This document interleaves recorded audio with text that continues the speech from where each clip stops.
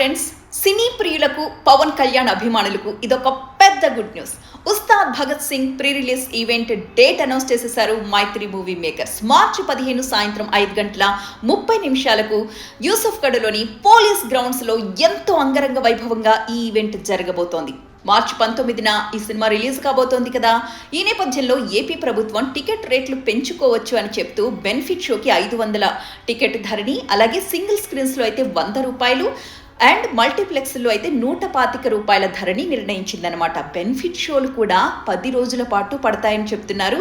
Early morning 4 to 5 మధ్యలో ఆ show ఉంటుంది అని చెప్పి. మరి వాట్ అబౌట్ తెలంగాణ? ఇక్కడ కూడా రేట్లు పెంచుతున్నారా?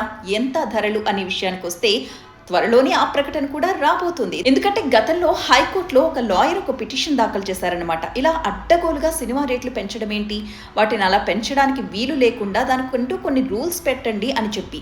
అప్పుడు హైకోర్టు ఏం చెప్పింది అంటే 90 రోజుల ముందు ప్రభుత్వం నుంచి జీవో తెచ్చుకోవాలి, మా సినిమాకు టికెట్ రేట్లు పెంచుకోవడానికి అనుమతి ఇవ్వండి అని చెప్పి తీర్పు చెప్పిందనమాట.